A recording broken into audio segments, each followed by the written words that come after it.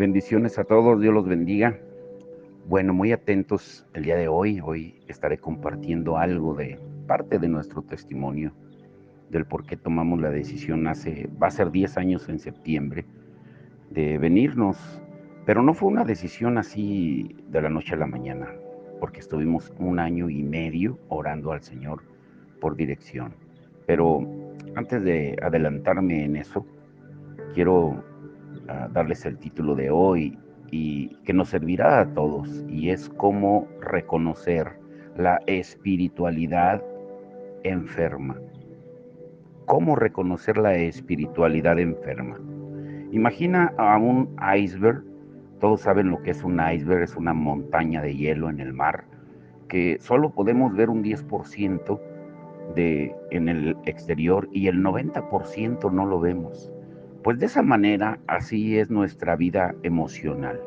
Podemos ver solamente un 10% y el 90% no lo vemos. Ahora, quiero preguntarte, ¿por qué crees tú que hay tanta falta de adoradores en las iglesias? No estoy hablando de adoración, hay adoración, pero no hay adoradores.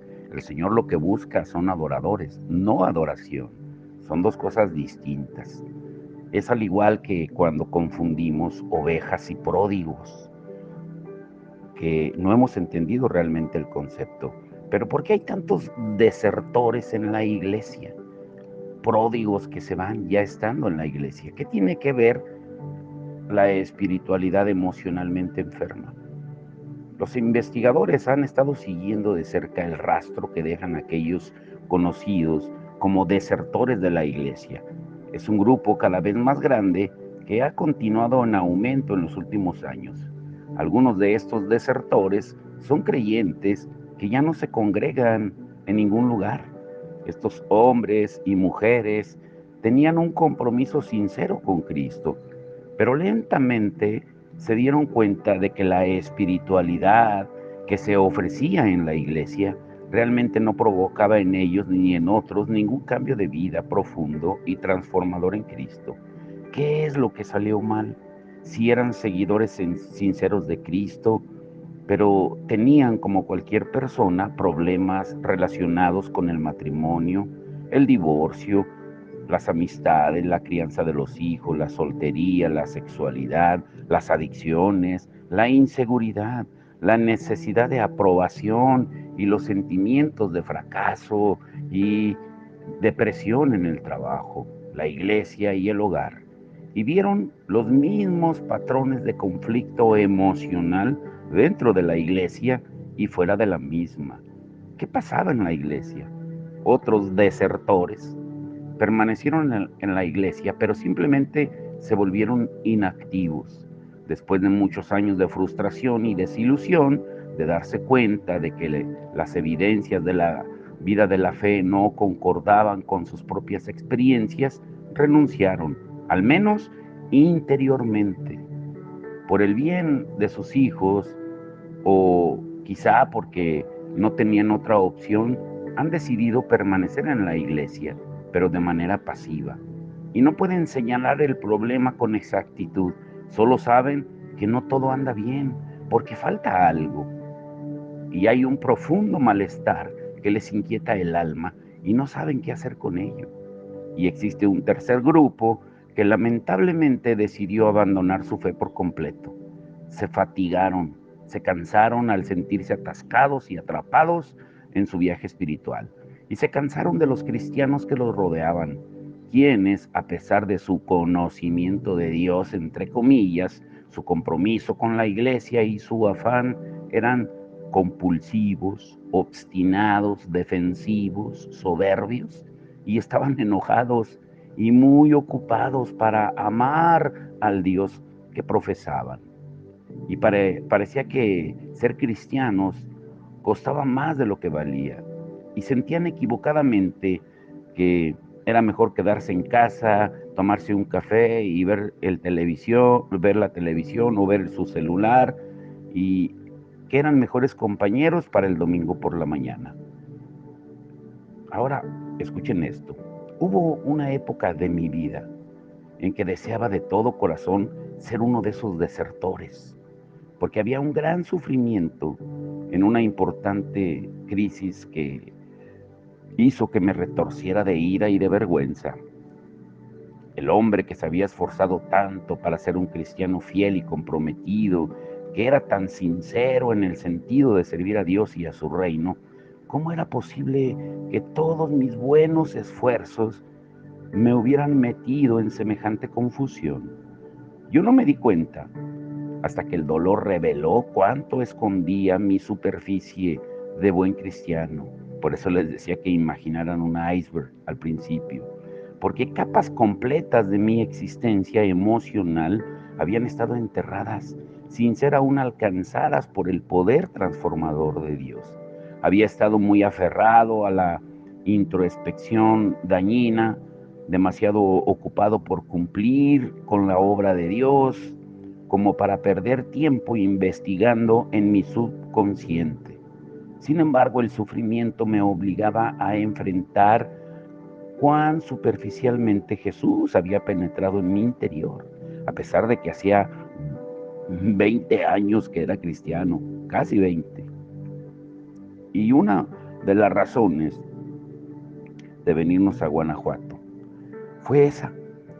Fue cuando descubrí la verdad radical que cambió rotundamente mi vida, mi matrimonio, mi ministerio y lógicamente pues la iglesia donde asistíamos, donde tuvimos el privilegio de servir por más de 10 años. Era una simple verdad, pero que de algún modo me faltaba y que extraña y evidentemente también estaba ausente en la gran mayoría del movimiento evangélico al que había pertenecido. Personalmente creo que esa simple y contundente realidad tiene el poder de traer un cambio revolucionario a muchos que están a punto de darse por vencidos en cuanto a la fe cristiana. Y grábate muy bien esto y subráyalo. La salud emocional y la madurez espiritual son inseparables. Lo diré de nuevo, la salud emocional y la madurez espiritual son inseparables. Pero, ¿cómo fue? Te has de preguntar, ¿cómo fue que crecí sin desarrollo emocional? Muy pocas personas están emocionalmente enteras o maduras cuando dejan la familia de la cual provienen. En mis primeros años de ministerio, yo creía que el poder de Cristo podía terminar con cualquier maldición que viniera arrastrando. Y en ese sentido casi no pensaba en cómo la familia que había dejado tiempo atrás podría haber continuado influyendo en mi formación. Al fin y al cabo, ¿qué no nos enseña Pablo en 2 Corintios 5:17? Que cuando nos convertimos en cristianos, lo viejo ha pasado y ha llegado lo nuevo. Sin embargo, la crisis me enseñó que debía volver atrás y comprender qué fue lo que pasó para que comenzara a quedar realmente en el pasado.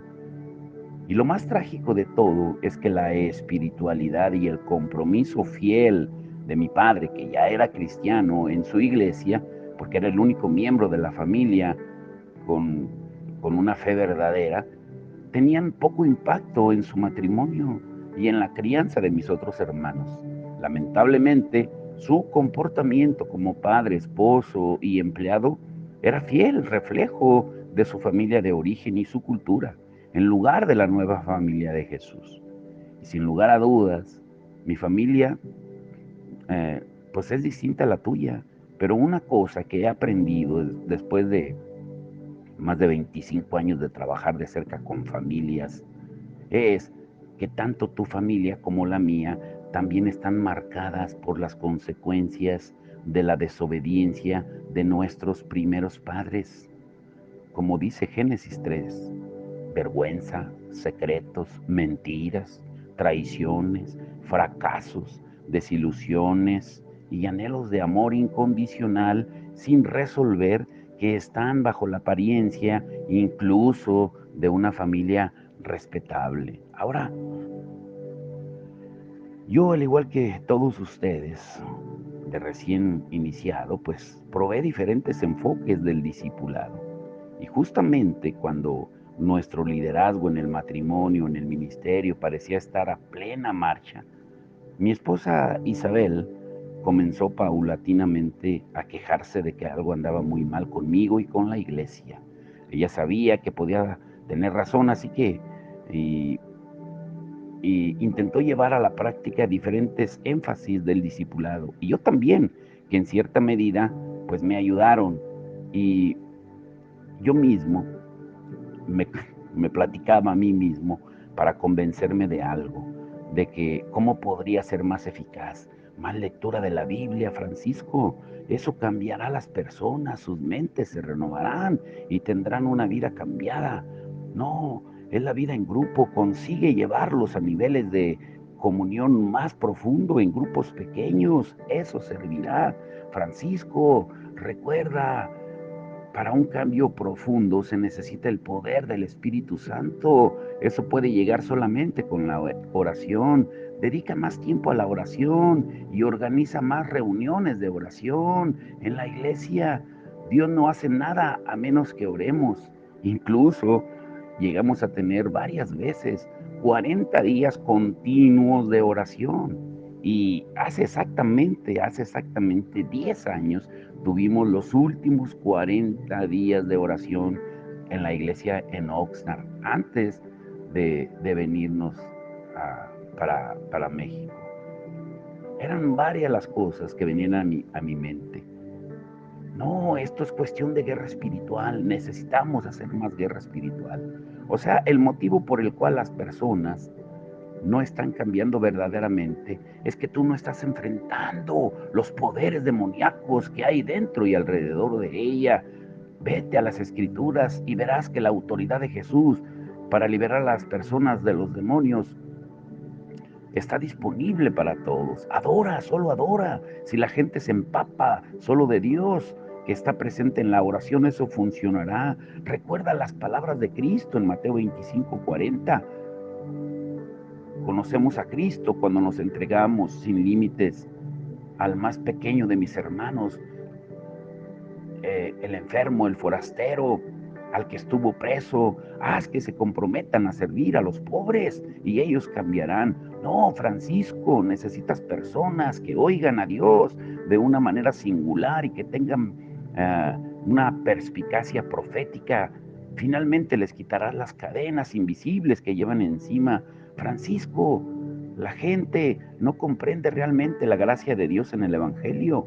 Nuestra posición frente a Dios se basa en el récord de Jesús y en sus acciones, no en las nuestras. Uy, eran tantas cosas que venían a mi mente, pero en realidad es la justicia de Jesús y no la nuestra, que la que tiene que actuar. Hay una verdad bíblica en cada uno de estos puntos que acabo de mencionar, que estoy seguro que tú te identificas con alguno de ellos. Y creo que todos tienen un lugar en nuestro peregrinaje, en nuestro caminar y desarrollo espiritual. Y tú, sin duda, has experimentado a Dios y su presencia a través de una o más de estos modelos en tu camino con Cristo. Sin embargo, el problema es que inevitablemente descubrirás, como yo, que falta algo. En realidad, la espiritualidad de la mayoría de los modelos actuales de discipulado con frecuencia solo agregan una capa protectora adicional, pero que no permite que las personas crezcan emocionalmente. Y debido a que las personas tienen experiencias espirituales reales y provechosas en determinados aspectos de su vida, como el servicio, la oración, la lectura de la Biblia y el compañerismo, pues piensan equivocadamente que les está yendo bien, incluso si su vida social y su mundo interior no están en orden. Este progreso aparente les da entonces una razón espiritual para no dedicarse al duro trabajo de madurar y terminan engañándose. Yo como cristiano pensé de esa manera durante casi 17 años, debido al crecimiento espiritual en determinadas áreas de mi vida y de aquellos que me rodeaban. Ignoraba la realidad de que había signos de inmadurez emocional en mí y a mi alrededor. La mayoría de nosotros, en nuestros momentos de mayor sinceridad, admitiríamos que existen capas profundas de las que no somos conscientes diariamente, como Les decía que imaginaran a un iceberg. Lo que está debajo de la superficie es el 90% que no se ve. Y solamente podemos ver si acaso un 10% o menos del iceberg puede ser visible al ojo humano. Y ese 10% representa como analogía los cambios visibles que realizamos y que los otros pueden ver. Somos personas más amables, más respetuosas, vamos a la iglesia y participamos con regularidad. O sea, ordenamos solo un poco nuestra vida, desde el alcohol, las drogas, hasta el lenguaje grosero, las conductas ilícitas y otras más. Y comenzamos a orar y a compartir a Cristo con otros.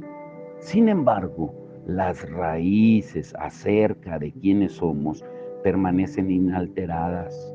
Los modelos espirituales contemporáneos señalan que ese 90% está por debajo de la superficie y el problema radica en que una gran parte solo mira lo de arriba, el 10%, sin ver realmente lo que está debajo.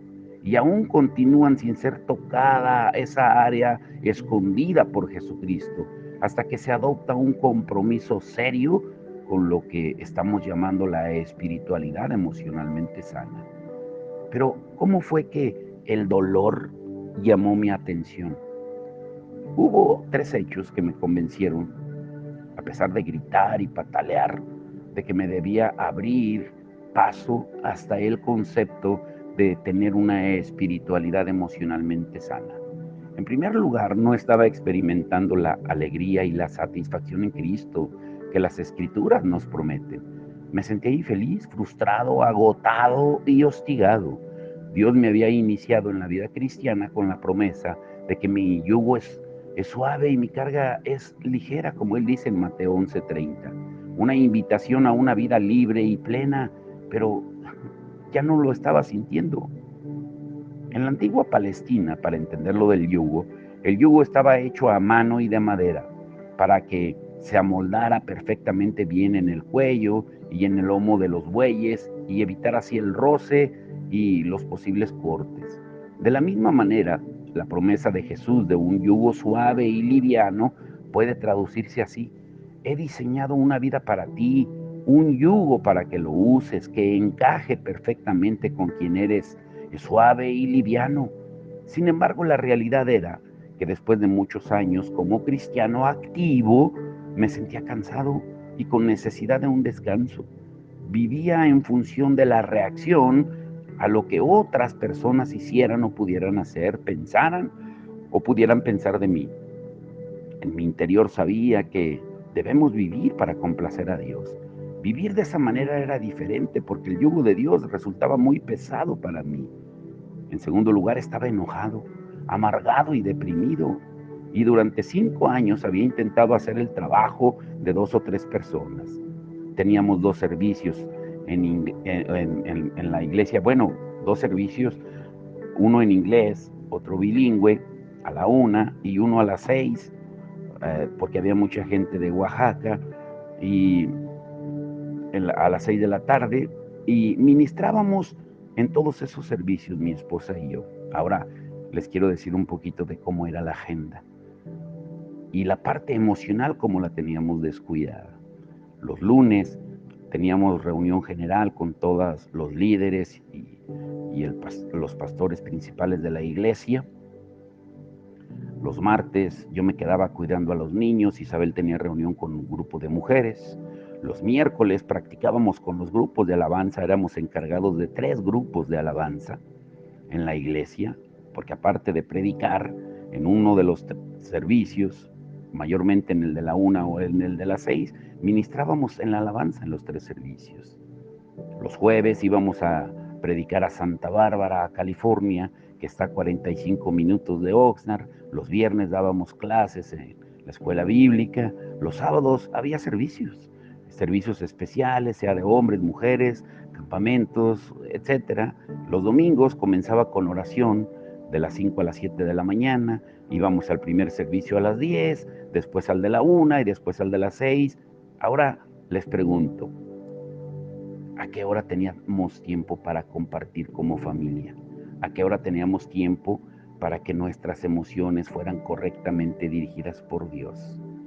¿Sí? Estábamos experimentando la tensión creciente de una vida doble.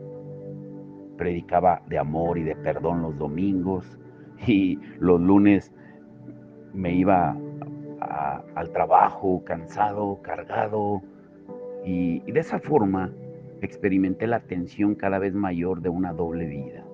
La brecha entre mis creencias y mi experiencia se revelaba con una claridad aterradora.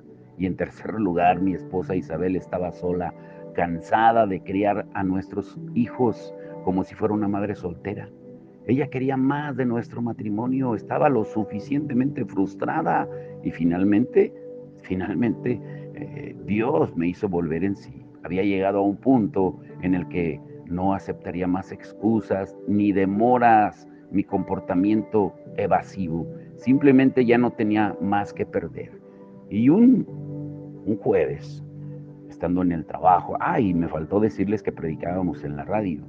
Y un jueves, Dios me habló en el trabajo. Claramente, cuando Él me puso en mi corazón de llamarle a Isabel y de decirle, este fin de semana vamos a delegar en todos los ministerios para que se hagan cargo y tú y yo nos vamos a ir de vacaciones, ni siquiera con los niños. Vamos a dejar a los niños con tu hermana en Lompoc y nos vamos a ir a Santa María, una ciudad cercana de ahí, para pasar unas mini vacaciones. Le llamaré al pastor después de que delegue todo y le voy a decir que no vamos a estar. Y mis palabras cuando llamé al pastor principal le dije, tengo una emergencia, tenemos una emergencia familiar, no vamos a estar este fin de semana. Y por 10 años habíamos ido, nunca habíamos faltado a ningún servicio, incluso nuestra hija, Joy, la mayor, bueno, de las niñas, la operaron varias veces. Y durante el proceso de operaciones, así lloviera, un día cayó hasta aguanieve, jamás faltamos a un servicio. Y pues el pastor se extrañó cuando le dije eso. Total, nos fuimos de vacaciones, regresamos el lunes y en la reunión, que la teníamos cada lunes, ya me estaba esperando en la puerta. Y me dice, ¿cuál fue su emergencia de no venir el fin de semana? Mi emergencia fue mi familia. ¿Cómo? Esa no es emergencia. Porque así había crecido yo con esa idea. Ocúpate de las cosas de Dios y Dios se ocupa de tu familia. Pero eso es una mentira. Y quiero decírtelo claramente. En ninguna parte de la Biblia dice que tú te ocupes de las cosas de Dios y Dios se va a ocupar de las tuyas. Es un versículo que se ha usado, y te lo digo con toda claridad, muchas veces para manipular a los creyentes, para hacer que se ocupen en engrandecer ministerios, denominaciones, mientras las familias se están desmoronando. ¿Mm? Total que tomamos esa decisión y comenzamos a invertir los roles, dedicarle un día a la semana a nosotros mismos. Pero tuvieron que pasar años para darme cuenta de lo que estaba sucediendo. Había puesto al descubierto mi desnudez. Una parte de mí no lo aceptaba porque me sentía profundamente avergonzado, porque era demasiado para que mi ego lo aceptara. ¿Cómo iba a descuidar el trabajo para Dios? Sin embargo, es posible que esto haya sido lo más bondadoso que mi esposa Isabel haya sido el instrumento en nuestro matrimonio para abrirme los ojos. Aunque en ese momento no podía descifrarlo, ella fue lo suficientemente inteligente para detectar algo fundamental. La salud emocional y la madurez espiritual son inseparables. Es imposible ser espiritualmente maduro mientras se permanece emocionalmente inmaduro. Y después de eso comenzamos a darnos cuenta de que, y lo digo con todo respeto y amor, de que la iglesia estaba creciendo en números. Una iglesia que ya tenía 3 servicios, inglés, bilingüe, y me atrevo a decir que el tercero era hasta trilingüe, porque se predicaba a veces en mixteco, zapoteco, inglés y español, y los ministerios creciendo, la iglesia creciendo, pero emocionalmente enfermos. Y un día llegó en que un invierno donde llovió mucho, que Isabel Dios le puso en su corazón de que ayunáramos para pedirle dirección a Dios. Y fue 1 año y medio que estuvimos en oración pidiéndole dirección al Señor. Señor, ¿qué hacemos?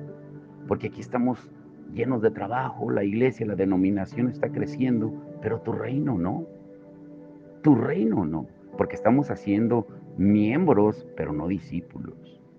Estamos predicando y estamos trayendo a la gente a la iglesia, pero no estamos yendo a predicarle a la gente de afuera. Y total, para hacer el cuento corto, un viernes saliendo de la escuela bíblica, cuando íbamos al carro, Dios habló fuertemente en mi mente y mi corazón y me dijo, o es ahora o nunca. Eso fue un viernes. Y para el domingo ya nos estábamos despidiendo de la iglesia. Dejarlo todo. Dejarlo todo no fue fácil. Teníamos una vida cómoda, vivíamos a 4 cuadras de la iglesia, pues predicábamos en la radio y ya para ese tiempo ya nos dedicábamos de tiempo completo al ministerio. Ya no tenía un trabajo secular, como le llamamos. Todo estaba arreglado, aparentemente, pero emocionalmente no. Y fue que el Señor, a través del Espíritu Santo, nos hizo sentir el querer como el hacer por su buena voluntad, y lo demás es historia. En septiembre de este año vamos a cumplir 10 años aquí. Porque a pesar de que amábamos a Jesucristo y creíamos en muchas de sus verdades, emocionalmente, pues yo principalmente era un niño que no quería ver mi inmadurez. La inmadurez, escúchalo bien, tiene que ver muchas veces con el afanarnos en el hacer para Dios, pero no en el estar con Dios. Como el ejemplo que veíamos de Marta y de María. A veces pensamos que el mucho que hacer, el mucho hacer, eso es señal de una madurez espiritual. Pues déjame decirte que no.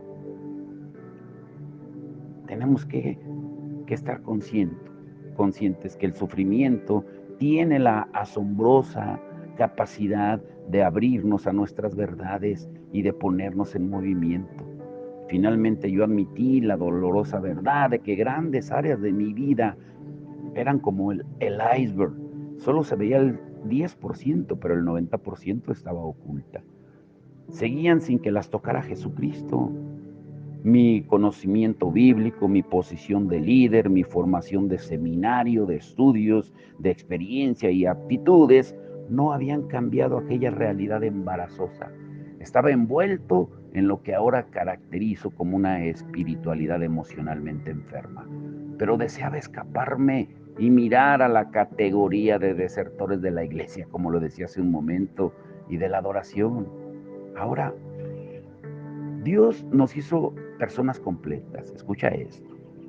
Nos hizo a su imagen y semejanza, como dice Génesis 1:17. Y tenemos que respetar nuestra humanidad plena.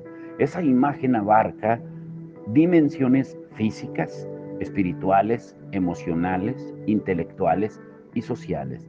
O sea, tiene distintas partes y componentes de quienes somos. Y si ignoramos algunos de los aspectos de quienes somos como hombres y mujeres hechos a la imagen de Dios, pues siempre va a traer consecuencias perjudiciales para nuestra relación con Dios, con otras personas y con nosotros mismos. Si, por ejemplo, conoces a alguien con discapacidad mental o que es minusválido, su falta de desarrollo mental o físico es evidente. Y siempre se nota a un niño autista en un patio de juegos lleno de gente que permanece solo durante horas sin interactuar con los otros niños.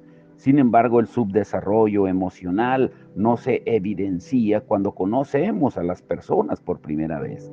Con el tiempo, a medida que las conocemos, esa realidad se vuelve obvia. Y yo, durante 17 años, había ignorado el componente emocional en mi búsqueda de Dios, los enfoques del discipulado espiritual de la iglesia y los ministerios que me habían formado, pues no contaban con el vocabulario, la tecnología o la teología, perdón, ni la formación necesarios para ayudarme en ese aspecto.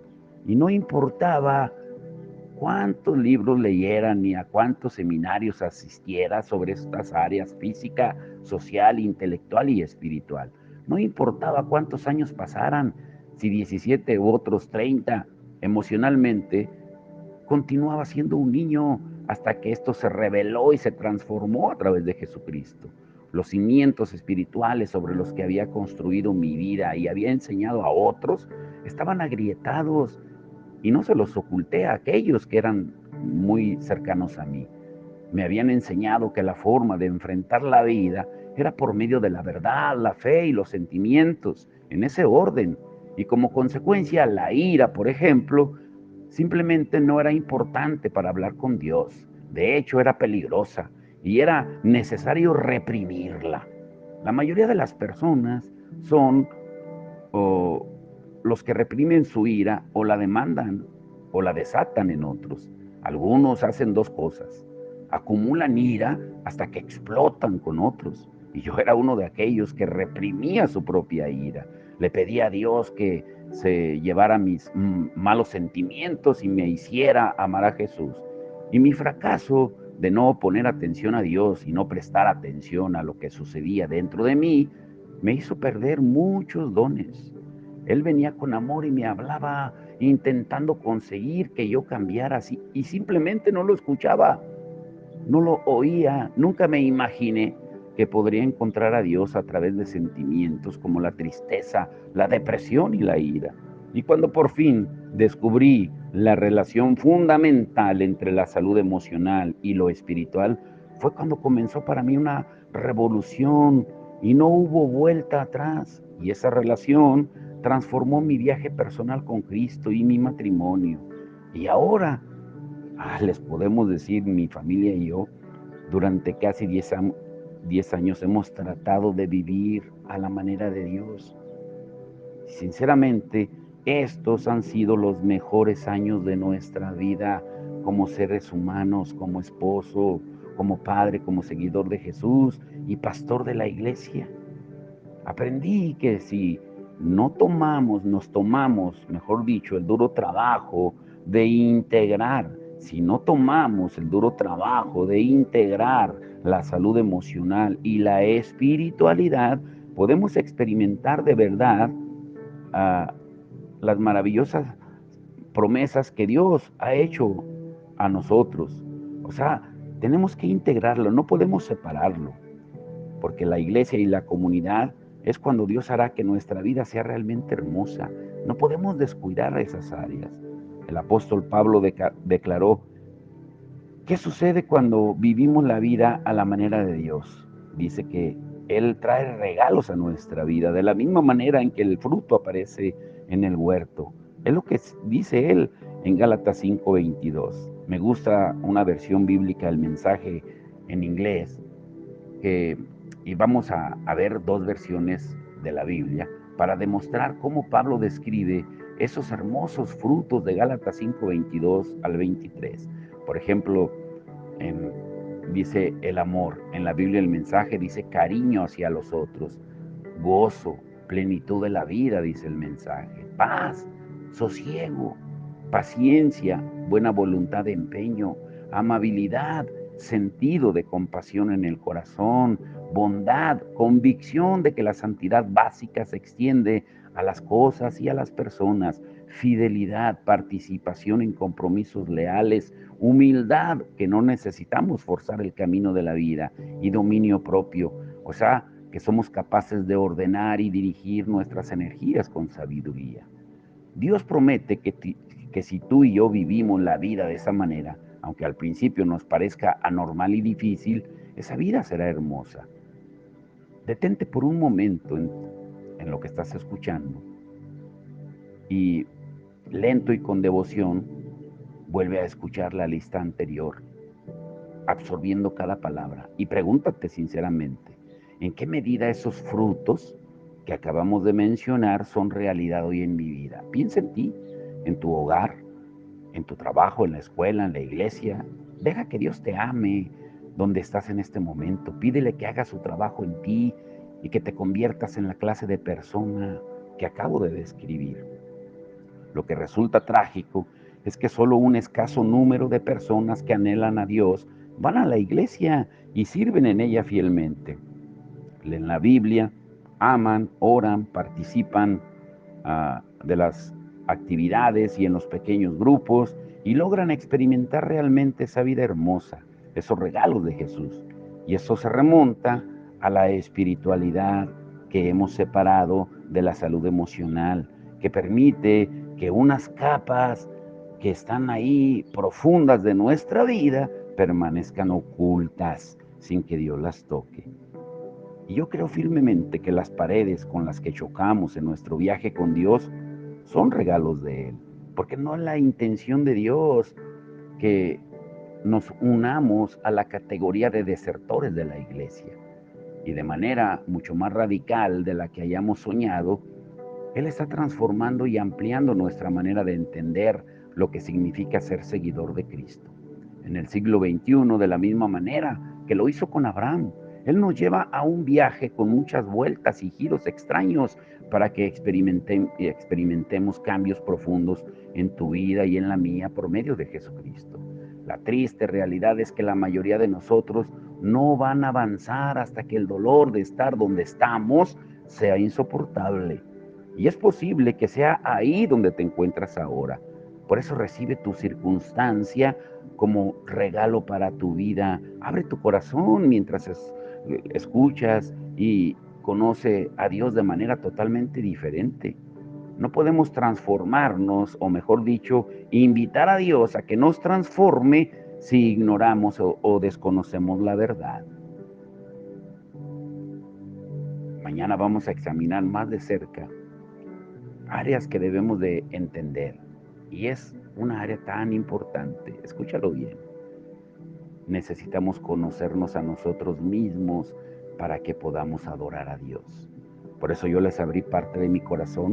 El testimonio está más extenso. Traté de resumirlo solamente para que supieran que el mayor problema era nuestra espiritualidad que estaba emocionalmente enferma.